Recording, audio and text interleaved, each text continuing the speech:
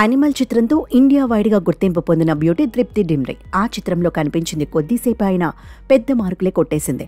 ఒక రకంగా ఆ చిత్రంలో ఫుల్ లెంత్ హీరోయిన్ గా కనిపించిన రష్మిక కన్నా కూడా తృప్తికే ఎక్కువ ఫాలోయింగ్ వచ్చేలా చేసింది.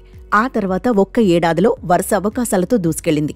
ఈ ఏడాది అమ్మడి నుంచి వచ్చిన 3 సినిమాలు కూడా సూపర్ హిట్ టాక్ అందుకోవడంతో అమ్మడి కెరియర్ కు ఇప్పట్లో ఢోకా లేదనే టాక్ చాలా గట్టిగానే వినిపిస్తోంది. ఇప్పటి వరకు ఫ్యాన్స్ ను తన అందాలతో ఎంటర్టైన్ చేసిన ఈ ముద్దుగుమ్మపై ఇప్పుడు ఆమె ఫ్యాన్స్ ఫైర్ అవుతున్నారు.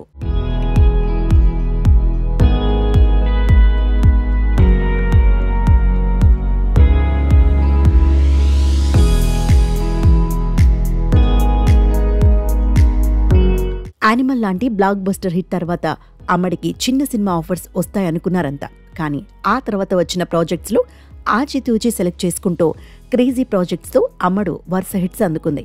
బ్యాడ్ న్యూస్కి మిశ్రమ స్పందన వచ్చినప్పటికీ భూల్ భులయ్యా 3 చిత్రం అమ్మడికి మరో మెమరబుల్ హిట్ను అందించింది.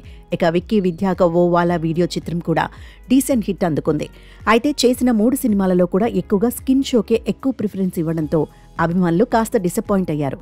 యానిమల్ చిత్రానికి ముందు తృప్తి చేసిన సినిమాలు యాక్టింగ్ పరంగా వేరే లెవెల్లో ఉన్నా కానీ వాటి వల్ల అమ్మడికి పెద్దగా గుర్తింపు రాలేదు. దీంతో అమ్మడు ఎక్కువగా స్కిన్ షోకు ప్రాధాన్యత ఉన్న సినిమాలే చేయడంతో ఫ్యాన్స్ కాస్త డిసప్పాయింట్ అవుతున్నారు.